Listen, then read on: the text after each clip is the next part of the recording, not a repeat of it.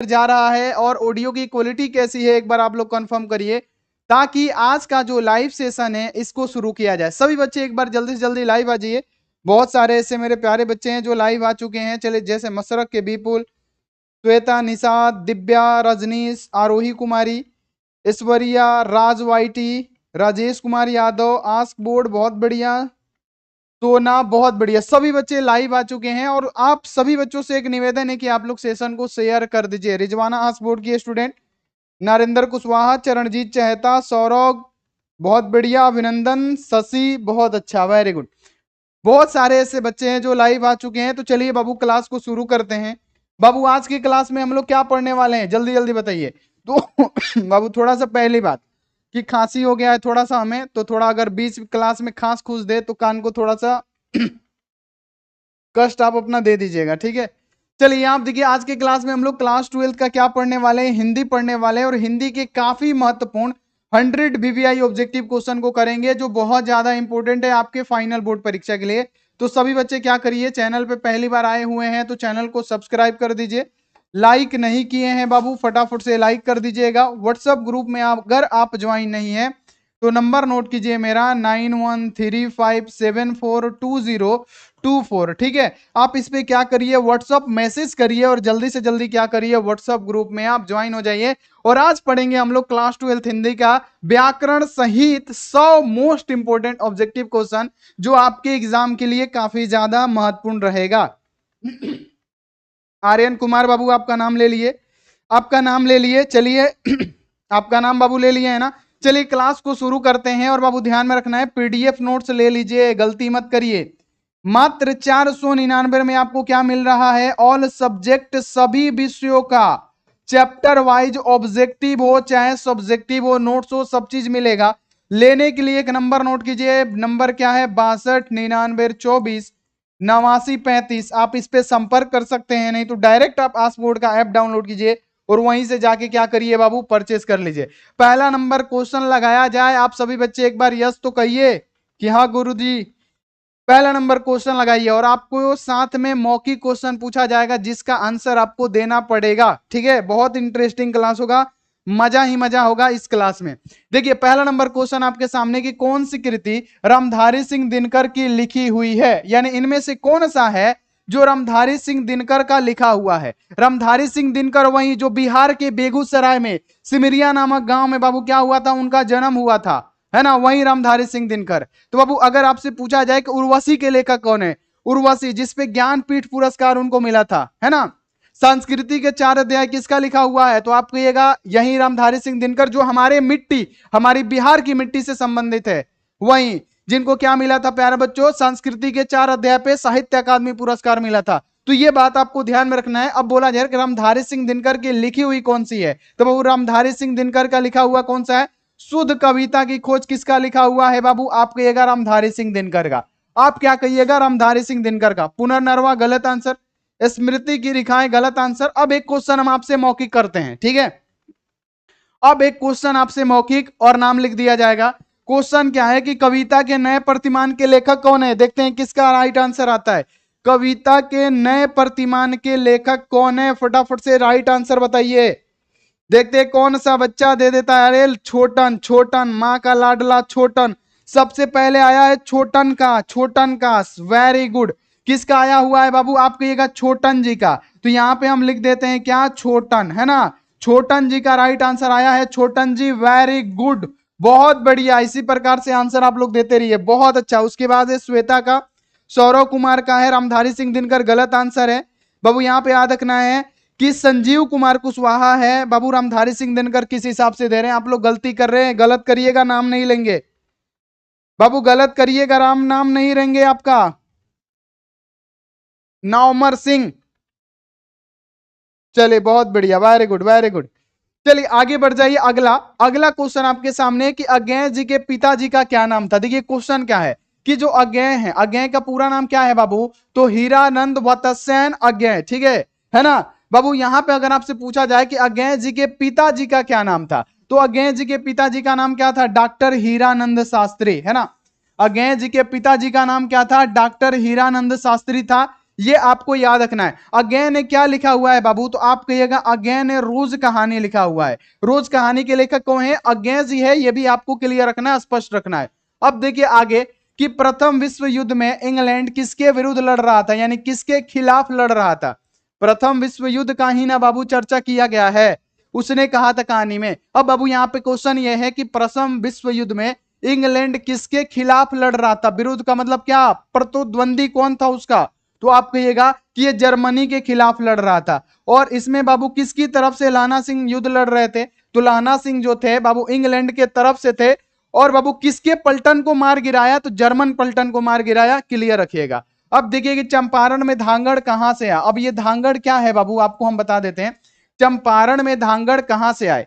तो बाबू याद रखना है कि जो ओ सदानीरा है, जो जगदीश चंद्र माथुर जी के द्वारा लिखा गया है, जिसमें बाबू ये चर्चा हुआ है कि धांगड़ कहां से आए हैं। तो बाबू ये जो धांगड़ थे ना, नील की खेती करने के लिए आए थे, क्योंकि उस समय क्या था, अंग्रेजों का शासन था। और अंग्रेजी जो निहल्ले थे, निहट्ठे थे, उन्होंने क्या किया था? तीन कठिया प्रथा बाबू लगा दिया था, है ना। भारत पे तीन कठिया प्रथा, है ना, कि अगर आपके पास 20 कट्ठा जमीन है ना, तो 20 कट्ठा में से 3 कट्ठा में आपको क्या करना पड़ेगा? इस 3 कट्ठा में आपको क्या करना पड़ेगा? नील की खेती करनी पड़ेगी। इतना अंग्रेज अत्याचार कर रहे थे कि अगर आपके पास 20 कट्ठा जमीन है तो 3 कट्ठा में नील का खेती करिए, नहीं तो आप पे अत्याचार होगा, है ना बाबू। तो याद रखना है कि जहां पे भी नील का खेती हो जाता था ना, 2 से 3 बार अगर कहीं पे नील का खेती हुआ तो वो जमीनें क्या हो जाती थी? बंजर हो जाती थी, वहां पे फसलें नहीं होती थी। लेकिन फिर भी भारतीयों को क्या करना पड़ता था? उस निहल्ले निठल्लों की बात माननी पड़ती थी। और इसी नील की खेती के लिए क्या करना पड़ा बाबू? धांगड़, जो बाबू अरवा भाषा में कहा जाता है ना, जो भाड़े का मजदूर होता है, इनको बुलाया गया था कहां से? तो छोटा नागपुर से बुलाया गया था। तो यहां पे राइट आंसर क्या होगा? सी ऑप्शन राइट आंसर होगा। ये आप लोग ध्यान में रखिएगा, क्लियर रखिएगा। बोलिए बाबू, स्पष्ट हो गया? बहुत बढ़िया, छोटा नागपुर से आए थे। अगला, सिपाही की मां किस एकांकी संग्रह से लिया गया है? बाबू सबसे पहले सिपाही की मां की बात करें तो सिपाही के मां के लेखक कौन है? फटाफट से एक बार आप लोग आंसर बताइए। तो आप कहिएगा मोहन राकेश, है ना बाबू। किसने लिखा है? मोहन राकेश ने लिखा है। किसने लिखा है? मोहन राकेश ने लिखा है। सिपाही के मां के लेखक कौन है? मोहन राकेश है। और बाबू पूरे आपके दोनों बुक में ना, चाहे गद्य खंड हो चाहे पद खंड हो, दोनों में एक ही एकांकी है जिसका नाम क्या है? सिपाही की मां। दोनों बुक में एक ही एकांकी है जिसका नाम क्या है? सिपाही की मां, है ना। ये आपको याद रखना है। जिसके लेखक कौन है? तो बाबू ध्यान में रखना है, जिसके लेखक है मोहन राकेश। और मोहन राकेश का लिखा हुआ है अंडे के छिलके एवं अन्य एकांकी। ये क्या है? अंडे के छिलके क्या है? ये भी एक एकांकी है। और इसी से क्या किया गया है कि बाबू यहाँ पे सिपाही का मां लिखा गया है। तो बाबू यहाँ पे क्या करिएगा? अंडे के छिलके तथा अन्य एकांकी से क्या किया गया है? ये लिया गया है। तो यहाँ पे क्या होगा? डी ऑप्शन हमारा सही आंसर हो जाएगा। आगे बढ़ जाइए। अगला के निम्नलिखित में से कौन सा परले की छाया के कवि है? बहुत अच्छा क्वेश्चन है। परले की छाया के कवि किसे कहा जाता है?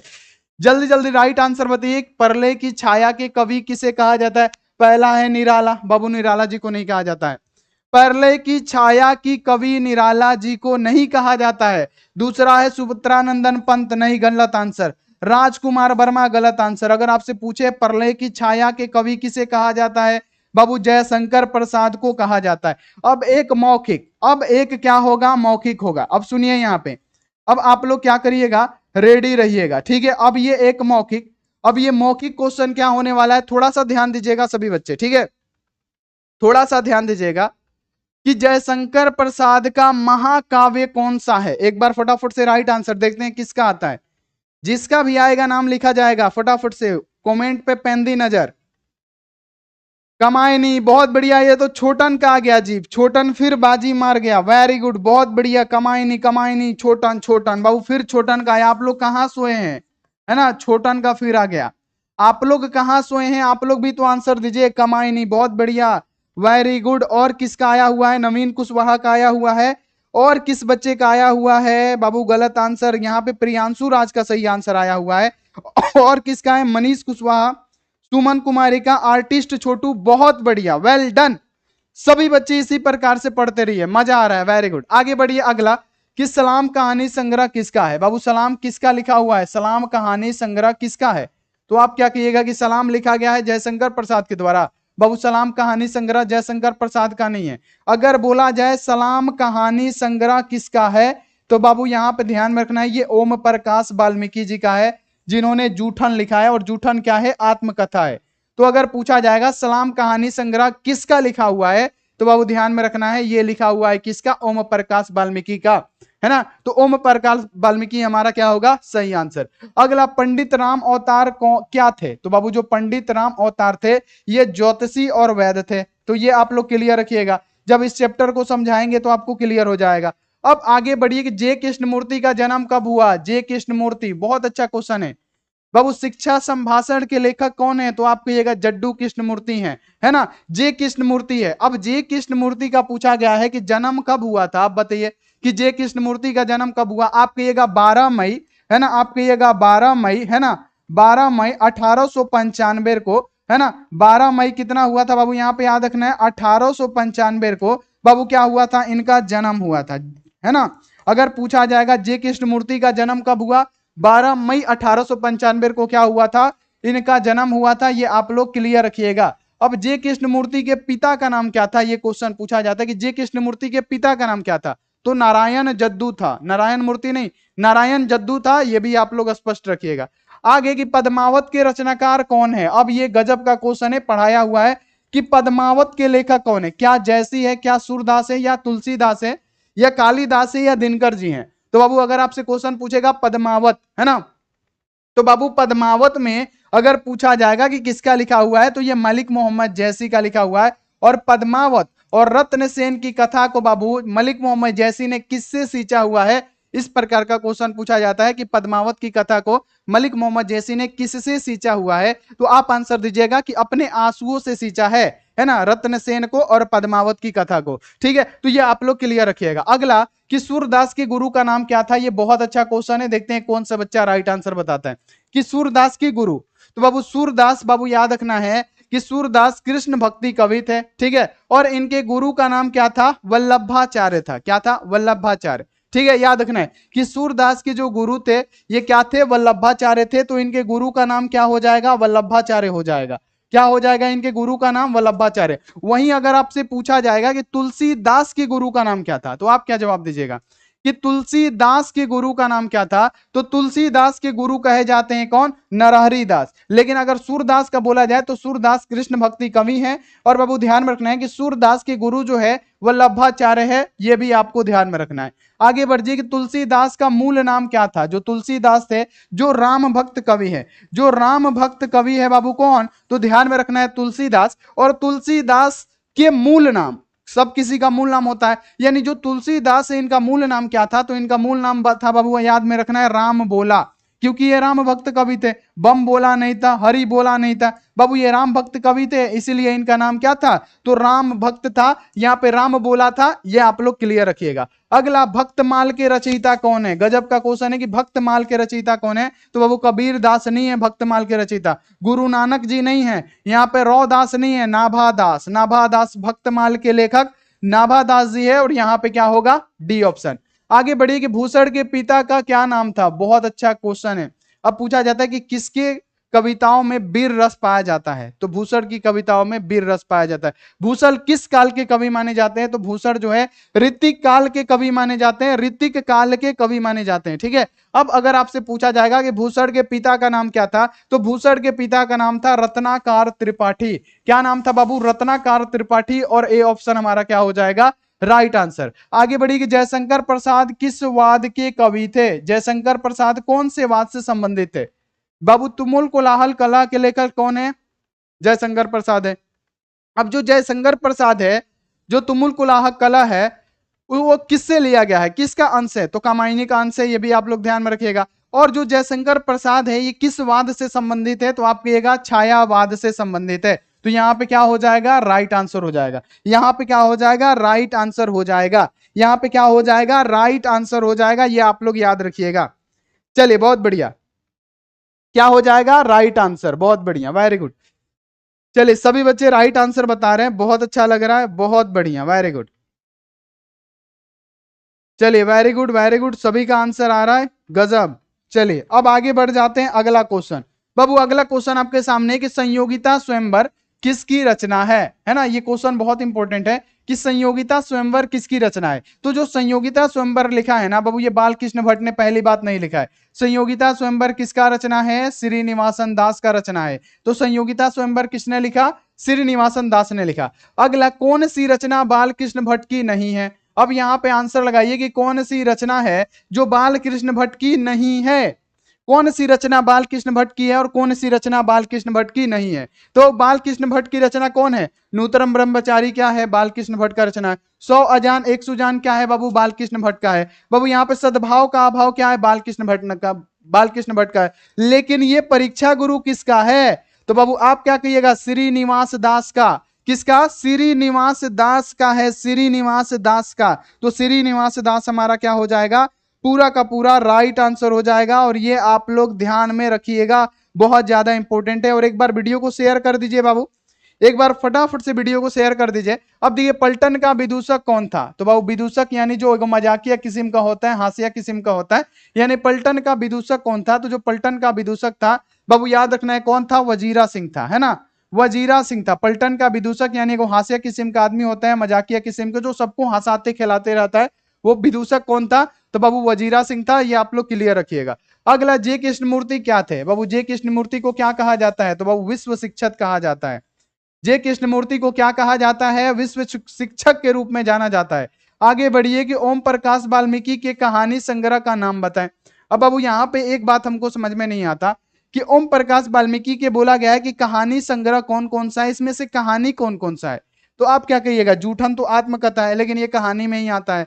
जूठन क्या है? आत्मकथा है, जो अपने जीवन के बारे में उन्होंने क्या किया हुआ है? बताया हुआ है कि हमारे साथ ये घटनाएं हुई हैं। जब हम चैप्टर 10 पढ़ाएंगे ना, तब आपको दिखिएगा कितना ज्यादा मतलब अजीब लगेगा पढ़ के आपको, है ना। और उसको शाम में 7 बजे लाइव ही कराएंगे, ताकि सभी बच्चे क्या करेंगे? अच्छे से उसको समझेंगे, है ना। यानी ओम प्रकाश वाल्मीकि के कहानी संग्रह का नाम बताइए। बाबू जूठन क्या है? आत्मकथा है, लेकिन इसको कहानी में ही लिया जाता है। सलाम क्या है? कहानी है। घुसपैठिए भी कहानी है। यानी इसमें क्या करिएगा? उपयुक्त सभी राइट आंसर कर दीजिएगा। क्या? इनमें से सभी। आगे कि यहाँ पे मनोज निम्नलिखित में से किसका पर्यायवाची शब्द है? पर्यायवाची का मतलब जानते हैं बाबू, है ना। पर्यायवाची का मतलब उसका कोई दूसरा नाम, है ना, उसका कोई दूसरा नाम। पर्यायवाची मतलब क्या? उसका कोई दूसरा नाम। और विपरीतार्थक का मतलब होता है उल्टा, ठीक है। पर्यायवाची मतलब होता है कोई उसका दूसरा नाम, और बाबू विपरीतार्थक का होता है विपरीत मतलब उल्टा। तो हमसे क्या पूछा है? पर्यायवाची। यानी हमसे पूछा गया है मनोज। मनोज का बाबू एक और नाम होता है जिसे कहते हैं कामदेव, है ना। मनोज का पर्यायवाची क्या होता है? कामदेव होता है, जो कि कई बार आपके एग्जामों में पूछा गया है। अगला, चीर शब्द का सही अर्थ क्या होता है? तो चीर का मतलब आपने पहले जब देखा होगा, पहले की मूवी देखा होगा, तो उसमें आपने सुना होगा चीर हरण। चीर हरण का मतलब क्या? वस्त्र हरण। चीर का एक्चुअल शब्द क्या होता है? चीर मतलब होता है वस्त्र। तो यहां पे क्या होगा? चीर का मतलब क्या हो गया? वस्त्र हो गया, और वस्त्र हमारा राइट आंसर। आगे कि आभास शब्द का सही अर्थ क्या है? आभास। आभास का मतलब क्या? झलक। आभास का सही अर्थ क्या है? जैसे आप क्या करिएगा कि आप मान लीजिए कि भूत वाला फिल्म लगा के, पहले के जमाने में जब हम लोग छोटे थे, तो भूत वाला क्या करते थे? कभी कभी फिल्म देख लेते थे ना, यहाँ चुड़ैल वाला कोनो फिल्म देख लेते थे। तो अगर हमने रात को देखा मूवी वो, ठीक है, तो क्या होता था यहाँ पे कि जब लाइट वाइट ऑफ करके हम लोग जैसे ही सोते थे ना, तो नींद तो डर के मारे आता नहीं था। जैसे ही मतलब जैसे ही आंख लगता था, चाहे इधर उधर जाता था ध्यान, तो लगता था कि भूतवा सामने खड़ा है, यानी हम लोग को झलक दिखाई देता था, है ना। यानी वही है कि आभास का मतलब क्या हुआ? हमें आभास हुआ, यानी हमें झलक दिखाई दिया, यानी हमें क्या हुआ? झलक दिखाई दिया। क्लियर रखना है। अगला, ईंट से ईंट बजाना मुहावरे का सही अर्थ क्या होता है? तो बाबू ईंट से ईंट बजेगा तो क्या होगा? ईंट से ईंट बजेगा तो क्या होगा बाबू? यहां पे याद रखना है विनाश होगा। जैसे एक एग्जांपल है कि दो टकला है, ठीक है, दो गो टकला है, दोनों आपस में मूड़ी लड़ा रहा है, ये भी टकला ये भी टकला, ठीक है। अब दोनों आपस में मूड़ी लड़ाएगा बाबू, तो क्या होगा? दोनों का टकला फूटेगा, तो विनाश तो तय है। यानी ईंट से ईंट बजाना का मतलब क्या हुआ? विनाश होना। और बाबू ध्यान में रखना है कि विनाश होना हमारा राइट आंसर हो जाएगा। आगे, गाल बजाना मुहावरे का सही अर्थ क्या होता है? जैसे आपके दोस्त में चाहे कोई भी, है ना, या कोई चाची ही समझ लीजिए कि चाचियों में एक प्रकार की प्रजातियां होती है जो इतना गाल बजाती है, इतना गाल बजाती है, यानी एगो इतना झगड़ाइन होली से चाची कोनो कोनो। आप लोग को पता है हम चाची किसको बोलते हैं, है ना, यानी अगर आपसे पूछेगा गाल बजाना मुहावरे का सही अर्थ क्या होगा बाबू, यहाँ पे क्या होगा, डिंग हाँकना। गाल बजाना का मतलब क्या हो गया, डिंग हाँकना, है ना। गाल बजाना का मतलब क्या हो गया, डिंग हाँकना। जैसे आप लोगों में ही कोई दोस्त हो, आपका होगा, वो क्या करता होगा, गाल बजाता होगा, डिंग हाँकता होगा। डिंग का, भले पॉकेट में पैसा नहीं है लेकिन कहेगा बा आईफोन, आईफोन कितने बात करते रहे, आईफोन अभी 17 लॉन्च 18 नहीं किया भलो, हमें कह चला के छोड़ देला बनी ते हमारा दे पमत जो, भले हमार पैंट फाटल बा वो अलग बात बा, पैंट सिवावे के पैसा नहीं खे, लेकिन बाबू इतना बड़ाई करेगा, इतना बड़ाई करेगा, डिंग हाँकेगा ना। बोला जाता है ना कि कुछ भी नहीं है फिर भी क्या, डिंग हाँकना। यानी कहने का मतलब क्या हो गया कि गाल बजाना यानी क्या, डिंग हाँकना, खूब डिंग हाँकना, झूठ मूठ के एक बाबू क्या, बड़ाई करना। आगे बढ़ जाइए कि यहाँ पे रोज शीर्षक कहानी के कहानीकारक कौन है, तो बाबू रोज कहानी के लेखक कौन है, हमने पढ़ाया हुआ है ना कि रोज के लेखक है अज्ञेय, यानी सचिदानंद हीरानंद व तस्यायन अज्ञेय। बाबू अज्ञेय जो कहानी है इसकी नायक कौन है, एक बार नायिका, है ना, नायिका कौन है, आप क्या कहिएगा, नायिका जो है कौन है, मालती है। नायिका कौन है, मालती है ना। अब मालती का पति क्या है, महेश्वर है। अब महेश्वर क्या है, पेशे से एक डॉक्टर है। और अजय जी 4 साल बाद बाबू मिलने गए थे मालती से, और मालती और महेश्वर की जो संतान है उसका नाम क्या है, टीटी, है ना। ये भी आप लोग क्लियर रखिएगा। आगे बढ़िए कि निम्नलिखित में से कौन सा रोज शीर्षक कहानी का मुख्य पात्र है, तो बाबू रोज शीर्षक कहानी में जो मुख्य है ये मालती है। मालती से ही मिलने बाबू याद रखना है कि गए थे महेश्वर के, मतलब महेश्वर थोड़ी, महेश्वर तो पति था। रोज की कहानी के लेखक अज्ञेय जी बाबू याद रखना है 4 साल बाद बाबू क्या हुए थे, इस मालती से मिलने गए थे। और उन्होंने शादी के पहले की मालती और शादी के बाद की मालती में बहुत ज्यादा परिवर्तन देखा था, बहुत ज्यादा बाबू मतलब क्या डिफरेंस देखा हुआ था कि शादी से पहले ये मेरी मालती जो थी, मेरी दोस्त जो थी, कितना चंचल थी, है ना। अभी शादी के बाद ये कहीं गुम हो चुकी है ना। ये आपको ध्यान रखना। और 18 मील है बबुआ, 18 मील ये मालती से मिलने पहुंचे थे, कौन, अजय जी, ठीक है, ध्यान में रखना है। आगे बढ़िए, अगला कपटी मित्र, है ना। बाबू कपटी मित्र मुहावरे का सही अर्थ क्या होता है, पहला है अकेले जमाने का आदमी, कहां से, ही तो कोनो लॉजिक है ना। यहाँ पे गुदड़ी का लाल, ई कहां से लॉजिक आ गया, है ना। यहाँ पे गांठ का परा बाबू ना। कपटी मित्र का मतलब क्या हो गया, आस्तीन का सांप। अब बाबू कपटी मित्र का मतलब क्या हुआ, आप कहिएगा गुरुदेव, आस्तीन का सांप, है ना।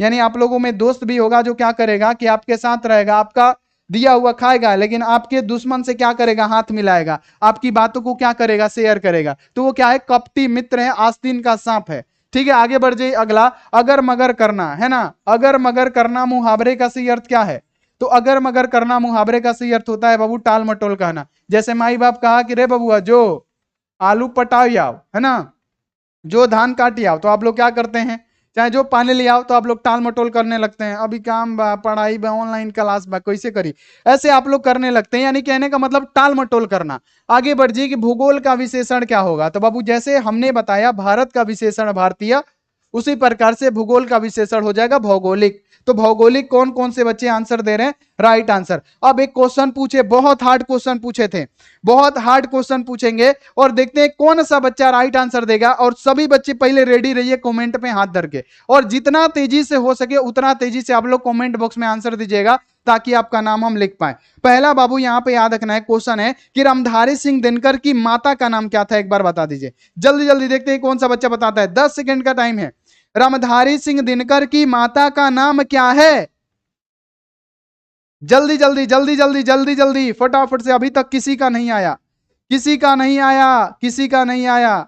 फूल रानी, जानती देवी, पार्वती देवी, प्रतिभा देवी, बहुत बढ़िया, वेरी गुड। पार्वती देवी ना, देखिए किसका आया है, अनम, अनम जोहरा, अनम जोहरा, यहां पे देखिए अनम जोहरा, यहां पे देखिए अनम, अनम, है ना, अनम जोहरा, है ना, जोहरा, अनम जोहरा का राइट आंसर आया, वेरी गुड बाबू, एकदम इसी तरह से आंसर देते रहिए बाबू। इन्होंने बताया मनरूप देवी, वाह गजब। उसके बाद से किसका आया हुआ है, उसके बाद से अभी तक किसी का आया ही नहीं है, और उसके बाद से किसी का आया ही नहीं है, अभी तक किसी का नहीं आया है। अब बाबू बच्चे दे रहे हैं मनरूप देवी, यानी इकलौता नंबर जो है बाबू ध्यान में रखना है, आया हुआ है अनम जोहरा का। वेल डन मेरी बच्ची, वेरी गुड। इसी प्रकार से आप आगे बढ़ते रहिए, और बाकी जितने भी सारे दिए हैं वेल डन, गर्दा उड़ा दिया आप, ठीक है। चलिए आगे बढ़ जाइए अगला कि सूरज का पर्यायवाची क्या होगा। पर्यायवाची का मतलब होता है कोई दूसरा नाम। पर्यायवाची मतलब क्या, कोई दूसरा नाम, है ना। जैसे कोई आदमी आपका दोस्त है ना, जिसका नाम मान लेते हैं कि कुछ है ना। जैसे यहाँ पे मान लेते हैं कुछ नाम है, जैसे मान लेते हैं कि कोई नाम है रोहित, मोहित, जो भी हो, पुरोहित, जो भी कुछ भी नाम हो उसका, लेकिन बाबू आपके दोस्त का कुछ नाम है, लेकिन एक गांव में उसका नाम निकाला रहता है पैंटा। इसका नाम कोई रख देगा क्या, पैंटा। कोई कहेगा सौटा, कोई कहेगा ढकेलना, कोई कहेगा कुछ, है ना। यानी कुछ ना कुछ उसका नाम होता है ना। यानी वही होता है पर्यायवाची का मतलब उसका कोई दूसरा अर्थ, है ना। यानी अगर आपसे सूरज पूछेगा तो सूरज को हम लोग क्या क्या कहते हैं, अंशुमाली भी कहते हैं। इस सूरज को हम लोग अंशुमाली भी कहते हैं, इसे हम लोग आदित्य भी कहते हैं, इसको भास्कर भी कहा जाता है। किसको, सूरज को। यानी क्या हो गया, ये सारे के सारे क्या है, इनके ही नाम है। तो ये आप लोग क्लियर रखिएगा। अगला परिश्रम का विलोम क्या होगा। परिश्रम का मतलब कठिन मेहनत करना। अब विलोम का मतलब हो गया बाबू उल्टा, है ना, उल्टा। यानी परिश्रम का मतलब बहुत मेहनत करना, और बाबू याद रखना है कि इसका उल्टा क्या होगा, आराम करना।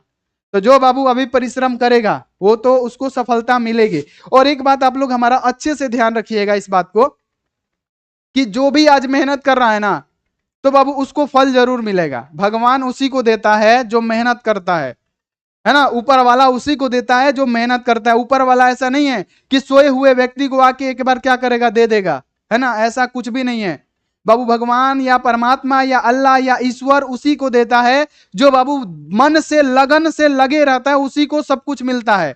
आप सोए हुए व्यक्ति को कभी नहीं देखेंगे कि कुछ मिला हुआ है, ठीक है। तो जितना ज्यादा परिश्रम करिएगा ना, उतना ऊपर वाला भगवान परमेश्वर अल्लाह सब देख रहा है, और उसी हिसाब से आपको देगा, लिख के देते हैं। इसलिए मेहनत करिए, आपको उसी के हिसाब से फल मिलेगा। देखिए क्वेश्चन है कि परमेश्वर का विलोम क्या होगा। तो बाबू यहाँ पे सॉरी, परिश्रम का विलोम क्या होगा। परिश्रम का मतलब हो गया मेहनत, तो मेहनत बाबू परिश्रम। तेजस्वी माने परिश्रम। बाबू यहाँ पे याद रखना है कि विश्राम का मतलब क्या हो गया, आराम, आराम। तो ये क्या हो गया, इसका उल्टा हो गया। यहाँ पे मेधवी तो होगा नहीं, तो बाबू आंसर क्या होगा, विश्राम। आगे दूसरी परंपरा की खोज पुस्तक किसने लिखा। गजब का क्वेश्चन है। दूसरी परंपरा की खोज पुस्तक किसने लिखी।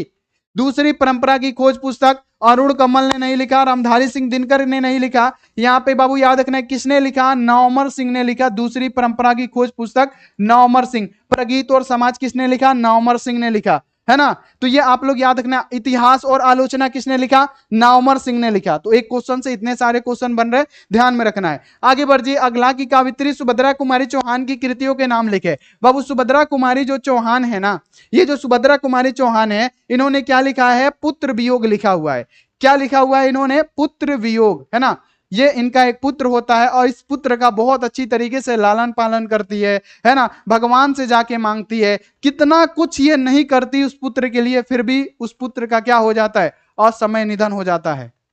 फिर भी क्या होता है, उस पुत्र का असमय निधन हो जाता है। ये आप लोग क्लियर रखिएगा। यानी कावित्री सुभद्रा कुमारी चौहान की कृतियों के नाम क्या क्या है बाबू, सुकुल है, मुकुल है, त्रिधरा है, बिखरे मोती है, सभा का खेल है। ये सारे के सारे क्या है बाबू, याद रखना है, सुभद्रा कुमारी चौहान के ही हैं। अब पूछेगा कि सुभद्रा कुमारी चौहान का लिखा हुआ पुत्र वियोग किससे लिया गया है, तो ये लिया गया है मुकुल से, मुकुल से, है ना बाबू। किससे लिया गया है, मुकुल से लिया गया है। यह भी आपको ध्यान में रखना है। आगे बढ़िए अगला, जिस पुरुष में नारीत्व नहीं है वो क्या है बाबू। जिस भी पुरुष में अगर नारीत्व का गुण नहीं है वो क्या है, तो जिस भी पुरुष में, दिनकर जी ने कहा था कि जिस भी पुरुष में अगर नारीत्व का गुण नहीं है वो अपूर्ण है। वो क्या है, अपूर्ण है। तो यहां पे क्या होगा, अपूर्ण, यहां पे राइट आंसर हो जाएगा। अब क्वेश्चन आता है कि किसने अपने अंतिम दिनों में नारीत्व की साधना की, तो गांधी जी ने अपने अंतिम दिनों तक नारीत्व की साधना की। बापू मेरी मां पुस्तक किसने लिखा, इसी क्वेश्चन में पूछा जाता है, इसी पार्ट में। बापू मेरी मां किसने लिखा, तो बाबू बाबू याद रखना है कि गांधी जी की पोती थी, और गांधी जी की पोती ने बापू मेरी मां लिखा। यह भी आपको क्लियर रखना है। आगे बढ़िए कि तुमुल कोलाहल कला में शीर्षक कविता किस पुस्तक से लिया गया है। तुमुल कोलाहल कला हमने बताया जयशंकर प्रसाद जी का है ना बाबू। किसका है, जयशंकर प्रसाद, है ना, याद रखना है, जयशंकर प्रसाद, है ना, जयशंकर प्रसाद जी का है ना। क्या है बाबू, जयशंकर प्रसाद जी का है। अब ये जब जयशंकर प्रसाद जी का है तो हमने क्या कहा, ये सबसे पहले क्या है, प्रलय के छाया के कवि है, ये छायावादी कवि माने जाते हैं। और ये जो तुमुल कोलाहल कला है किससे लिया गया है, कमायनी, किससे लिया गया है, कमायनी, है ना बाबू। किससे लिया गया है, कमायनी से लिया गया है। तो यहाँ पे क्या होगा कि ये हमारा बाबू याद रखना है, कमायनी से लिया गया है, और ये हमारा राइट आंसर हो जाएगा। आगे बढ़िए, उषा शीर्षक कविता के कवि कौन है, तो बाबू उषा के लेखक है कौन, शमशेर बहादुर सिंह, है ना। राख से लिपा हुआ चौका किसमें आता है, इसी में, है ना बाबू। किसका किसका जादू सूर्योदय होने पे टूट जाता है, उषा का जादू सूर्योदय होने पे टूट जाता है। ये सारी चीजें किसे बाबू, किस कवि को बाबू यहाँ पे याद रखना है कि कवियों के कवि के नाम से किसे जाना जाता है, तो शमशेर बहादुर सिंह को कवियों के कवि से नाम से जाना जाता है। बहुत सारी ऐसे क्वेश्चन है जो इससे बनते हैं, ये आपको ध्यान में रखना है। अब एक आता है मौखिक, आप रेडी रहिए। अब एक आता है मौखिक जिसपे आपको आंसर देना है, ठीक है। अब एकदम कॉपी में, मतलब जो अपना हाथ है ना उसको कमेंट पे रखिए और आंसर देने का कोशिश करिए। क्वेश्चन आपके सामने ये है, बाबू। क्वेश्चन पूछे, क्वेश्चन है कि जो जयप्रकाश नारायण जी हैं उन्हें मैग्सेसे सम्मान कब मिला, एक बार बताइए। जयप्रकाश नारायण जी को मैग्सेसे सम्मान कब मिला था, ये आप लोग राइट आंसर बता दीजिए। देखते हैं कि कौन सा बच्चा बता पाता है। 1995 में किसका आया, नरेंद्र कुशवाहा का।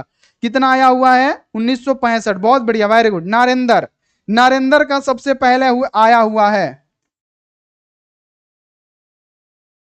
नरेंद्र कुमार का आया हुआ है सबसे पहले, बहुत बढ़िया। नरेंद्र कुमार का आया हुआ है क्या, 1965 में बाबू। मैग्सेसे सम्मान भारत रत्न से नवाजा गया, सॉरी, मैग्सेसे सम्मान मिला था कब, 1965 में, और भारत रत्न मिला था 1998 में। तो बहुत सारे बच्चे 77 बता रहे हैं, गलत है, 98 बता रहे हैं, गलत है। 1965 में मैग्सेसे सम्मान 1965 में, और भारत रत्न 1998 में मिला था, ठीक है। तो ये बात आप लोग स्पष्ट, क्लियर, एकदम याद रखिएगा, ठीक है। गुरुजी मेरा नाम ले लीजिए, ले लिए शिवम भाई, ले लिए। आगे बढ़िए अगला, कि सिपाही की मां के अनुसार लड़ाई कहां हो रही थी, तो बाबू सिपाही के मां के अनुसार लड़ाई कहां पे हो रहा था, तो बाबू सिपाही की मां के लेखक कौन है, मोहन राकेश है। अब बाबू इसमें जो होता है बाबू याद रखना है, एक होती है मुन्नी, है ना, एक होती है मुन्नी। मुन्नी की उम्र कितना होता है, 14 वर्ष होता है, ठीक है, 14 वर्ष होता है। और एक इसका भाई होता है जिसका नाम क्या होता है, मानक, है ना, मानक, भाई का नाम क्या होता है, मानक, है ना। अब यहाँ पे जो पड़ोसन होती है कुंती, है ना, क्या होती है, कुंती क्या होती है, पड़ोसन होती है। अब ये जो मुन्नी और मानक की माँ जो थी ना, ये थे बिस्नी, क्या था, बिस्नी, इनका नाम क्या था, बिस्नी था, ये आप लोग याद रखिएगा, ठीक है। अब बाबू क्या होता है कि मुन्नी की अवस्था कितनी हो जाती है, 14 वर्ष हो जाती है, तो इसके हाथ पीले करने का टेंशन हो जाता है, किसको, तो उसकी माँ को। माँ कौन थी, बिस्नी, और इसकी जो पड़ोसिन थी ना वो थी कुंती। कुंती को भी टेंशन हो गया कि बाप रे बाप, मुन्नी तो अब 14 साल की हो गई, आज 14 साल की हो गई तो इसका हाथ पीला करना है, और घर पे पैसा वैसा है नहीं, क्योंकि ये निम्न मध्यम वर्गीय कहानी है ना, तो पैसा वैसा है नहीं। तो ये क्या कर देती है ना, कि ये जो बिस्नी है अपने पुत्र, कौन है, अपने पुत्र मानक को क्या कर देती है, वर्मा लड़ाई में भेज देती है। कहां पे भेज देती है, वर्मा लड़ाई में भेज देती है। तो कहां लड़ाई में जाता है, वर्मा जाता है। तो यहां पे आपको पूरा स्पष्ट हो गया, यहां पे पूरा आपको स्पष्ट हो गया, क्लियर हो गया, वेरी गुड। आगे बढ़िए अगला, मुन्नी और मानक की मां का क्या नाम था, तो हमने क्या कहा कि जो मुन्नी थी, मुन्नी की अवस्था कितनी थी, 14 वर्ष थी, ठीक है ना। और बाबू मुन्नी और मानक की मां क्या थी, बिस्नी थी। हमने अभी आपको लिख के इधर बताया कि मुन्नी और मानक की मां कौन थी, बिस्नी थी। तो यहां पे क्या था, बिस्नी थी। कुंती क्या थी, पड़ोसन थी, ध्यान में रखना है। आगे बढ़िए कि कौन सी कृति मोहन राकेश की नहीं है। अब बताइए कौन सी कृति मोहन राकेश की नहीं है, बाबू कौन सी कृति मोहन राकेश की नहीं है। एक और जिंदगी मोहन राकेश, अंधेरे बंद कमरे मोहन राकेश, बाबू आधे अधूरे मोहन राकेश। अब आता है इतिहास और आलोचना। अभी हमने आपको बताया हुआ है कि इतिहास और आलोचना के लेखक है नावमर सिंह। कौन है, नावमर सिंह। बाबू कौन है, नावमर सिंह है, ये आपको ध्यान में रखना है। तो बाबू आपसे क्या क्वेश्चन है कि कौन सी कृति मोहन राकेश की नहीं है, तो साफ आपको दिख रहा है कि ये जो इतिहास और आलोचना है, डायरेक्ट आपको दिख रहा है कि ये नावमर सिंह का है, तो ये नहीं होगा, राइट आंसर यही होगा। अगला, अब देखिए यहाँ पे क्वेश्चन, यहाँ पे ध्यान में रखेगा कि किस पाठ से यह उदाहरण आया है कि फौजी वहां लड़ने के लिए है, वह भाग नहीं सकते, जो फौज छोड़ के भागता है उसे गोली मार दी जाती है। बाबू ये किसने कहा था, तो बाबू याद रखना है कि सबसे पहला बात कि यह है हमारा सिपाही की मां। अब सुनिए यहाँ पे थोड़ा सा कहानी कि ये किसने कहा था। आखिर ये जो वर्ड है सेंटेंस कि फौजी वहां लड़ने के लिए है, वो भाग नहीं सकते, और जो भी फौज छोड़ के भागता है उसको क्या किया जाता है, गोली मार दिया जाता है, ठीक है। तो ये जो है बाबू यहाँ पे जब बर्मा में लड़ाई होता है, और बर्मा में कौन गया था, मानक गया था सिपाही बन के लड़ने के लिए। तो जब बर्मा में लड़ाई होता है तो वहां से क्या होता है कि दो लड़कियां जंगल के रास्ते क्या होती है, भूखे प्यासे यहाँ पे आती है और मानक के घर आती है, और मानक के घर आके क्या करती है, खाना मांगती है। खाना मांगती है तो मानक की माँ जो होती है बिस्नी, वो पूछती है इनसे कि मतलब कहाँ से आए हो तुम लोग। तो ये बोलती है, दो आमंतुक जो लड़कियां होती है वो बोलती है कि हम लोग बर्मा से आए हुए हैं, बर्मा में भयानक लड़ाई लगा हुआ है, हम लोग जंगल के रास्ते बाबू 10 दिन से मतलब बोलती है कि 10 दिन से बिना खाए पिए हम लोग आए हुए हैं, हम लोग को भूख लगी है, कुछ खाना खिला दीजिए। ठीक है, तो बिस्नी भी बोलती है कि मेरा भी तो बच्चा बर्मा में ही गया है सिपाही बन के, वो अभी तक आया नहीं है। तो वो लोग बोलती है कि जो आसमान वाला रास्ता है, यानी वायु सेना है, इसको भी बंद कर दिया गया है, जलीय सेना, सब चीज बंद कर दिया गया है। और बोलती है कि वहां पे जब आपका बेटा सिपाही बन के गया है तो फौजी वहां लड़ने के लिए है, वहां से वो भाग नहीं सकते, और जो भी फौज छोड़ के भागता है ना उसको गोली मार दी जाती है। ये दो अवंतुक लड़कियां कहती है। यानी आपको ध्यान में रखना है, ये कहानी आपको समझ में आ गया होगा। ठीक है, ध्यान रखिएगा। आगे आ जाइए अगला कि कौन कहता है कि मैं इसकी लाश को ले जाकर चील और कौवे को खिला दूंगा, मतलब चील और कौवे के आगे डाल दूंगा। तो कौन कहता है कि मैं इसकी लाश को ले जाऊंगा और चील और कौवे के आगे डाल दूंगा? तो बाबू याद रखना है कि जो सिपाही होता है ना, सिपाही होता है जो मानक को कहता है कि मैं इसकी लाश को ले जाऊंगा और क्या करूंगा कि चील और कौवे के आगे क्या करूंगा, डाल दूंगा। कौन कहता है? सिपाही कहता है। तो ये आप लोग क्लियर रखिएगा। आगे की यहाँ पे सूरदास की कृति है, तो बाबू सूरदास की कृति कौन सी है? प्रणभंग है बाबू, प्रणभंग नहीं है। यहाँ पे जयद्रथ वध है, नहीं बाबू, यहाँ पे याद रखना है सूरदास की कृति है साहित्य लहरी। सूरदास की कृति है साहित्य लहरी, ये गलत आंसर। आगे बढ़िए कि तिरिच विशाख पार जहरीला लिजार्ड में कितना जहर है? तो तिरिच के लेखक सबसे पहले उदय प्रकाश जी है। तिरिच के लेखक कौन है बाबू? उदय प्रकाश जी है। उदय प्रकाश कौन है? तो तिरिच के लेखक है। ठीक है, अब ये उदय प्रकाश बाबू याद रखना है तिरिच के लेखक है, और ये कहानी जो है ना इनके पिताजी से क्या होता है, इनके पिताजी के इर्द गिर्द बाबू घूमता है ना, इनको तिरिच काट लेता है पिताजी को। ठीक है, यानी तिरिच विशाख पर जो जहरीला लिजार्ट है बाबू, उसमें कितना जहर है? तो बोला जाता है कि 100 गो काले नाग होता है ना, 100 गो काला नाग, उससे भी ज्यादा जहर पाया जाता है, यानी काले नाग से 100 गुना ज्यादा इसमें जहर है। आगे बढ़िए कि दुस्साहत का संधि विच्छेद। हम आपको बता दें कि आपके एग्जाम में है ना, हम आपको बता दें कि आपके एग्जाम में बाबू कम से कम 5 से 7 जो क्वेश्चन रहेगा संधि विच्छेद का रहेगा, और हम आपको बता देंगे कि कौन कौन सा संधि विच्छेद पूछा जाएगा, गारंटी है लड़ जाएगा। जैसे दुस्साहस है, तो दुस्साहस का संधि विच्छेद करेंगे तो क्या होगा?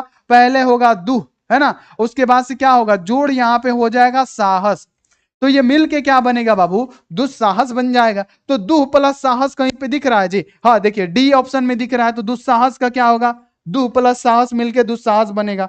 ठीक है, आगे बढ़ जाइए अगला कि यहाँ पे उच्चारण शब्द का संधि विच्छेद है। उच्चारण है ना, उच्चारण में क्या होगा? तो यहाँ पे क्या है? आधा चौ है तो तौ में हलंत लगेगा, तो आप इसका संधि विच्छेद कैसे करेंगे? उत है ना, उत जोड़ यहाँ पे क्या करेंगे? चारण करेंगे, तो ये जो मिल के बनेगा ना उच्चारण बनेगा, है ना, उच्चारण बनेगा। तो उत जोड़ चारण कहीं पे है देखिए, तो तौ में हलंत होना चाहिए। देखिए तौ में हलंत होना चाहिए, देखिए यहाँ पे क्या है? उत है ना, क्योंकि आदत है, जोड़ यहाँ पे क्या है? चारण है ना, तो यहां पे क्या हो जाएगा? उच्चारण कहीं पे है, देखिए यहां पे है, तो ये हमारा क्या हो गया? राइट आंसर हो गया।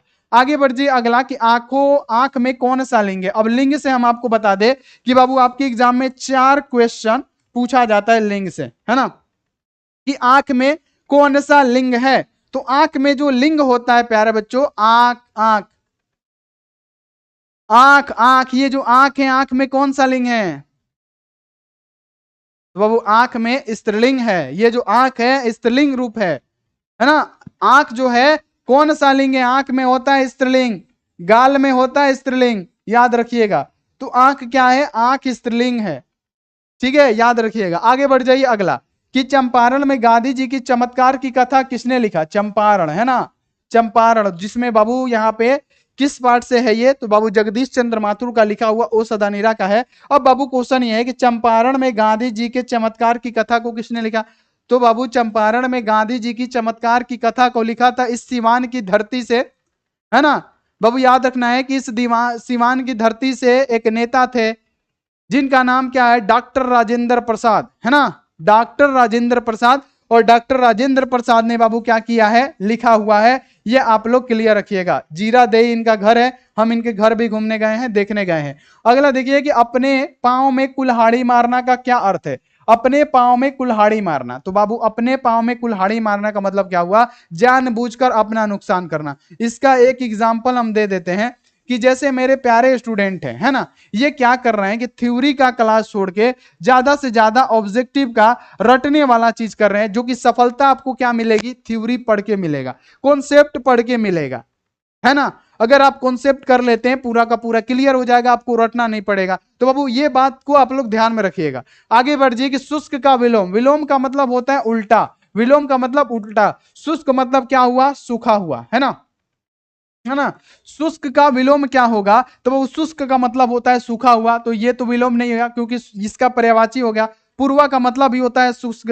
अब बाबू यहां पे याद रखना है आर्द्र, आर्द्र का मतलब क्या होता है, नमी वाला थोड़ा सा, आर्द्र मतलब थोड़ा सा गीला, यानी शुष्क का विलोम क्या हो जाएगा, आर्द्र हो जाएगा। शुष्क का विलोम क्या हो जाएगा, आर्द्र हो जाएगा। आगे बढ़िए कि खारा का विलोम क्या होता है। बाबू कोई कोई आदमी होता है खारा खोरी आदमी, जैसे भाई हम बानी तारा लोग बताता नहीं, खारा खोरी आदमी आई और जौन बात हुई तो मुंह पर हम बोल दें, चाहे चाची लोग के चाहे केहू लोग के, ठीक बा, तो उसे कोनो बात नहीं है ना, भले खराब लगी लगे। बाबू एक आदमी होता है खरा आदमी जो मुंह पे बोल देता है ना। एक आदमी होता है कि मुंह पे एकदम बहुत अच्छा से बतियाएगा, खूब अच्छा से बात करेगा, खूब बढ़िया से बात करेगा, लेकिन उसके अंदर क्या होगा, खोट होगा, खोट, यानी उसके अंदर गंदगी होगा। भले ही आपसे मुंह पे सही बात कर ले, लेकिन आपके प्रति उसके दिल में क्या होगा, कचड़ा भरा रहेगा, खोटा भरा रहेगा। यानी याद रख लेना है क्या, खरा का विलोम क्या होता है, खोटा, है ना। खरा का विलोम यानी उल्टा क्या होगा, खोटा, है ना, याद रखना है। आगे बढ़िए कि स्वदेश का विलोम क्या होगा। स्वदेश का मतलब अपना देश, अपना भारत देश, भारत माता की जय, जय हिंद जय भारत वंदे मातरम, है ना। यहां पे याद रखना है कि स्वदेश का विलोम क्या होगा, विलोम का मतलब उल्टा। स्वदेश मतलब अपना देश हो गया, अपना देश इसका मतलब, अब हमसे उल्टा पूछा गया है बाबू क्या होगा, परदेश होगा, यानी विदेश, परदेश, परदेश। या नारायण को लोग क्या कहने लगे, तो जयप्रकाश नारायण को लोग कहने लगे लोकनायक, लोकनायक, लोकनायक की उपाधि इनको मिल गई, लोकनायक, है ना, लोकनायक के नाम से इनकी उपाधि मिल गई। ठीक है, आगे बढ़ जाते हैं। क्वेश्चन है कि रिकंस्ट्रक्शन ऑफ इंडियन पॉलिटिक्स पुस्तक किसने लिखी, तो रिकंस्ट्रक्शन ऑफ इंडियन पॉलिटिक्स के लेखक भी कौन है, जयप्रकाश नारायण जी है।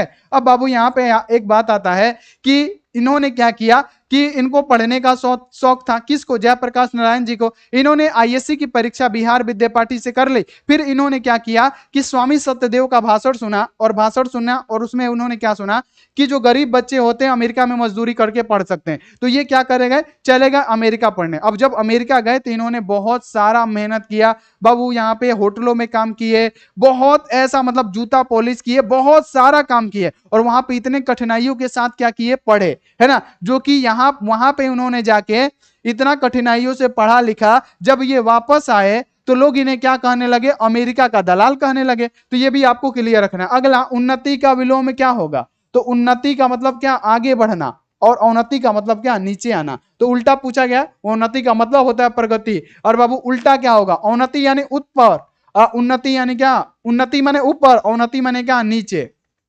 तो बाबू उल्टा क्या हो जाएगा, अवनति। आगे, मित्र का पर्यायवाची क्या होता है, मित्र का मतलब होता है मीत, मीत, सहचर यानी हमेशा साथ रहने वाला, साथी, ये सब क्या है, इसका पर्यायवाची। पर्यायवाची का मतलब कोई दूसरा नाम, तो आप मित्र को दोस्त भी बोलते हैं, मित्र भी बोलते हैं, सहचर भी बोलते हैं, आप इन्हें बोलते हैं साथी। आगे बढ़िए, भगत सिंह ने कैसी मृत्यु को सुंदर कहा। अब बाबू इस क्वेश्चन से याद आया, आज सुबह, है ना बाबू, याद रखना है कि 6 AM में, 6 AM में क्या होगा बाबू, यहाँ पे पार्ट 6 जो है, एक लेख, है ना, एक लेख और एक पत्र, है ना, एक लेख और एक पत्र का क्या होगा, क्लास होगा। एक लेख और एक पत्र का क्या होगा, एक लेख, बाबू यहां पे ध्यान रखना है, और यहां पे एक पत्र का क्या होगा, क्लास होगा, ध्यान में रखना है। सुबह में 6 AM में, बहुत जोशीला चैप्टर है, बहुत मजा आएगा। देखिए, भगत सिंह ने कैसी मृत्यु को सुंदर कहा, तो भगत सिंह ने कहा था कि जो देश सेवा के बदले दी जाएगी फांसी, ये मेरे लिए क्या है बाबू, सुंदर है, लेकिन जो भी आत्महत्या करते हैं वो क्या है, कायरता है, ये निंदनीय है, ये कायरता ही है। ठीक है, तो ये आप लोग ध्यान में रखिएगा। अगला, बाल कृष्ण भट्ट की रचना बातचीत क्या है जी, तो बातचीत एक ललित निबंध है ना। बातचीत क्या है, ललित निबंध है, जिसको बाल कृष्ण भट्ट ने लिखा है। तो ये आप लोग ध्यान में रखिएगा, ये आप लोग ध्यान में रखिएगा। ठीक है, ये आप लोग ध्यान में रखिएगा। अब एक क्वेश्चन एक और पूछ दे क्या जी, एक क्वेश्चन मौखिक हो जाए इसी बात पे, एक क्वेश्चन मौखिक हो जाए इसी बात पे, इसी बात पे एक मौखिक हो जाए, मौखिक मौखिक, क्योंकि मौखिक में ही मजा है ना। अब मौखिक यहां पे आपके लिए यह है, ध्यान रखिएगा। मौखिक आपका क्वेश्चन क्या है कि बाल कृष्ण भट्ट की, है ना, 53 का गलत है, ए होगा। 1 मिनट चेक कर लेते हैं। देखिए बिहारी एस के कौन सा है बच्चा, 53,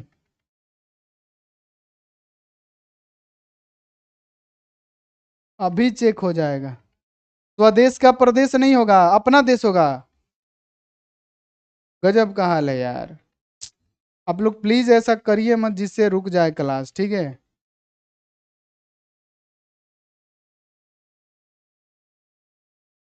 जयप्रकाश नारायण के माता पिता का नाम गलती है, कौन बोला है जी, कौन बोला है? अच्छा हाँ हाँ, 1 मिनट। जयप्रकाश नारायण, ठीक है ठीक है ठीक है, 1 मिनट। जयप्रकाश, हम रामधारी सिंह दिनकर समझे हैं। 1 मिनट, हम रामधारी सिंह दिनकर समझे हैं। जयप्रकाश नारायण है बाबू, तो हम तो रामधारी सिंह दिनकर समझ ले हो। रामधारी सिंह दिनकर नहीं, जयप्रकाश नारायण की माता का नाम था फूल रानी, और जो पिता थे वो हरसू दयाल थे। हो, ये किसके हैं? तो बाबू ये आपको ध्यान में रखना है। हमने यहाँ पे समझ लिया है क्या, हमने समझ लिया था क्या, रामधारी सिंह दिनकर, ठीक है। ये रामधारी सिंह दिनकर का है, कौन? रामधारी सिंह दिनकर, रामधारी सिंह दिनकर जी का है ना, रामधारी सिंह दिनकर जी का है, ठीक है, क्लियर रखिएगा। ये बाय मिस्टेक हुआ है पढ़ने में। अब देखिए आगे बढ़ जाइए, अगला क्वेश्चन है बाबू। क्वेश्चन क्या है कि निबंध में उपसर्ग क्या है। अब यहां पे सुनिएगा, उपसर्ग किसे कहते हैं? जो बाबू शब्दों के प्रथम में आए उसे उपसर्ग कहा जाता है।